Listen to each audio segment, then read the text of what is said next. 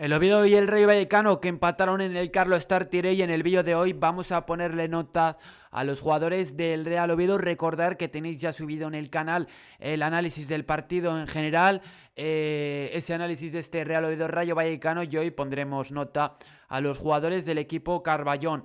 Así que empezando por la portería, por Aaron Escandel, pues hay que ponerle un 10, un sobresaliente al meta del equipo Carballón, porque bueno, vuelve a ser decisivo, a tener una influencia tremenda sobre el marcador, porque te para ese penalti, que probablemente si no te lo para, pues el Real Oviedo hubiese perdido. Es verdad que los encuentros son impredecibles muchas veces, pero si no para ese penalti, probablemente el partido se te va al garete. En un momento determinante aparece la figura de Aaron Escandel, segundo penalti que para. También tiene aquí algo de importancia el entrenador de porteros, que como luego comentó Aaron Escandel, fue el que le dijo hacia dónde se tenía que tirar. Magnífico el entrenador, magnífico trabajo el que está realizando el entrenador de porteros del Real Oviedo. Pues gran partido de Aaron Escandel, que tampoco tuvo que intervenir mucho, 3 paradas totales, como nos marca aquí Sofascore, así que vamos con un 10 para Aaron Escandel. En el lateral derecho, que vimos a un Nacho Vidal que yo creo que ya queda patentísimo como desde la llegada de Luis Carrión, el exjugador de los Osasuna, ha dado un salto positivo. Es cierto que para mí le ha faltado en este encuentro ser mucho más incisivo, tener más capacidad para generar peligro por ese sector derecho, al igual que el otro lateral izquierdo, que Javi López. Así que vamos con un 5,5 para Nacho Vidal, que creo que defensivamente se ha mostrado solvente, ha hecho alguna cobertura bastante buena, bien en defensa, expeditivo, pero luego ofensivamente hay que pedirle más, aunque luego a nivel asociativo creo que ha estado correcto. Así que 5,5 para Nacho Vidal. Algunas estadísticas. Bueno, tenéis aquí el mapa de calor.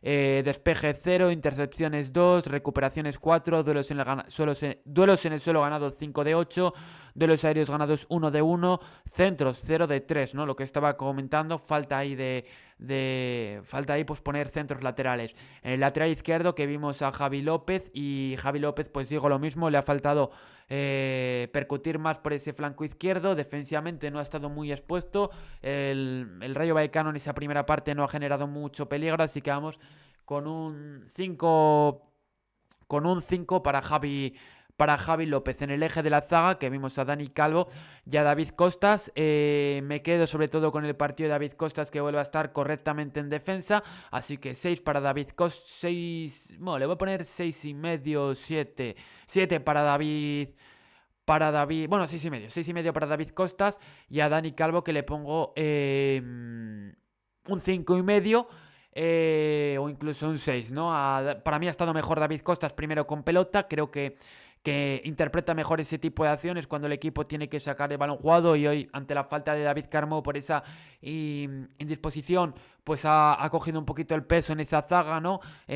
Porque al final Dani Calvo pues no tiene esa capacidad como la puede tener David Costas para sacar el balón jugado desde atrás, y sobre todo con la finura del central gallego. Así que 6,5 para David Costas, que ha estado bien en defensa, y Dani Calvo vamos con un 6, con un 5,5, 5,75 para Dani Calvo, donde podemos ver pues despejes 9, tiros bloqueados 0, recuperaciones 1, duelos en el suelo ganados 3 de 3, porcentaje de precisión un 89%, y David Costas pues por ejemplo, duelos en el suelo ganados 3 de 6, duelos aéreos ganados 1 de 1, entradas 1-2, bien, sin miramientos David Costas. Centro del campo, Dendoncker y Santiago Colombato. Vamos con Dendoncker, que para mí ha mejorado la versión de los últimos partidos de Dendoncker. Creo que ha estado mejor en ese despliegue a la hora de abarcar campo, más participativo y sobre todo más acertado con pelota. Creo que todavía se le puede pedir más, así que vamos con un 5,5 para Leander Dendoncker. Como podéis ver, ocupando más zonas del campo que otras veces. Ya en los últimos minutos estaba algo diezmado físicamente, y a eso se debe su salida del terreno de juego.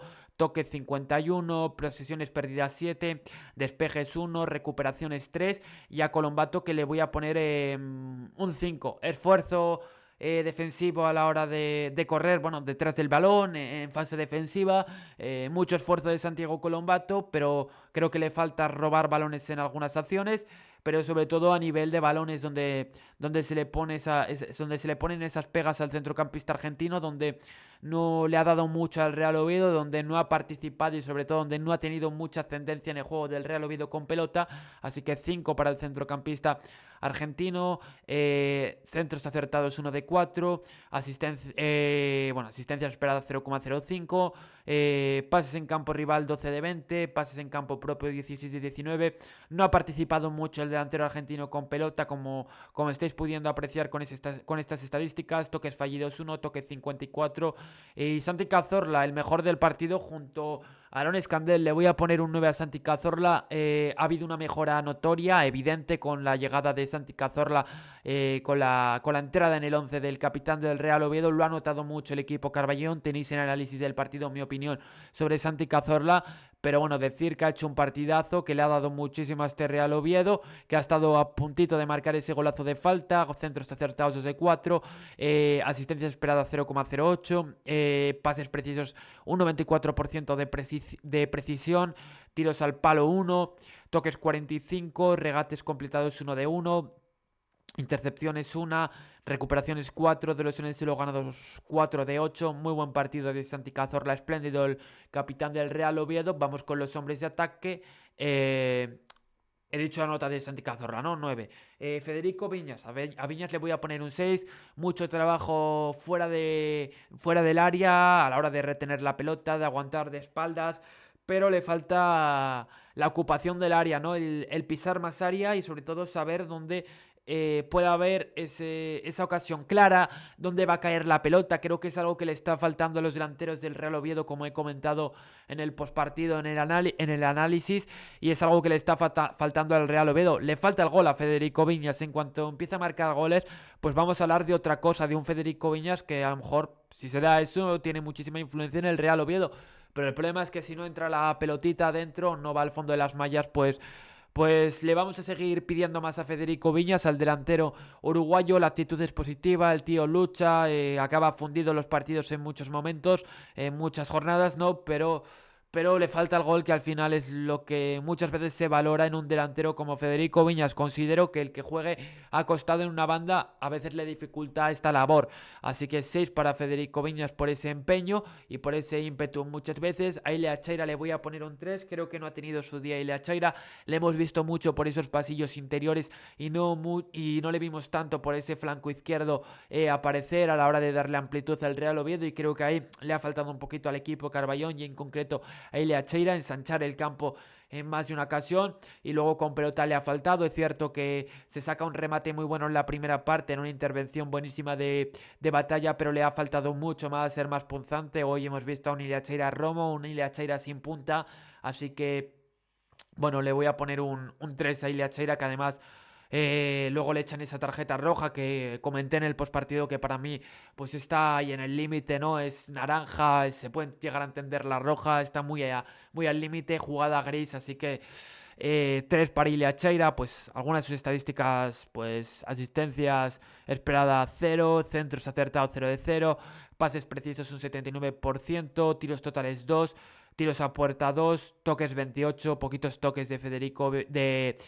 Ile Achaira en este partido, posesiones perdidas 7, insuficiente los minutos de Ile Achaira. Y luego en la punta del ataque, Salomón Rondón, que le voy a poner otro 3.